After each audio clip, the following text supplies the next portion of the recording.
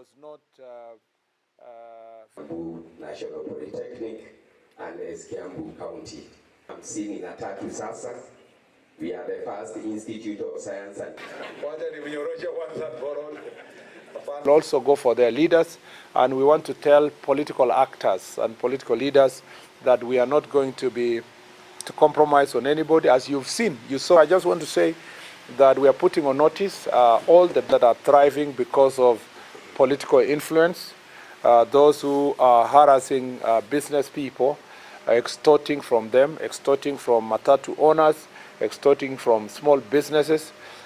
These criminal gangs are of late seeking cover around political activities, some of whom have been involving themselves in heinous crimes, particularly during mandamanos or during protests and demonstrations, as witnessed in last demonstrations where a court was banned in Kiambu, a police station was banned in Dagoretti, administrative offices in Kiambu were banned, businesses looted in different towns in the central region, a phenomenon that was not feasible a few years ago because of these criminal gangs that have been hired by political leaders, and they have serious cover.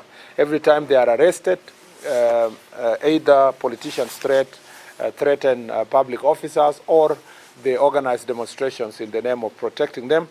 We are also going to be very firm in terms of arresting and prosecuting them for extortion and for harassing people, for all these criminal activities. We will also go for their leaders, and we want to tell political actors and political leaders that we are not going to compromise on anybody. As you've seen, you saw, I just want to say that we are putting on notice all the business people who are misusing their licenses, that we are going to close their businesses.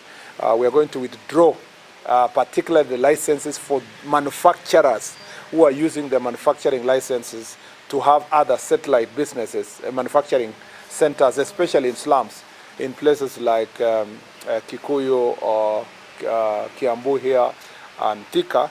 We are going to withdraw your licenses if you are going to misuse it, so that you are getting adulterated alcohol, ethanol, to become part and parcel of what you are selling, so that you are making money, paying no taxes, misusing caps, stamps.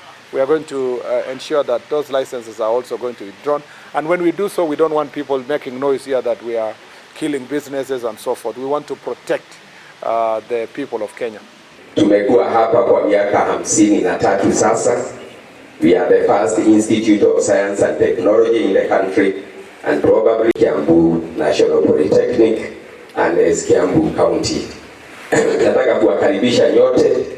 Waziri tafuta laini ya kunyorosha hii county commissioner, kwanza ni kunyorosha kwanza for all. Hapana, lazima kikao yetu iendelee kuwa ile ya heshima.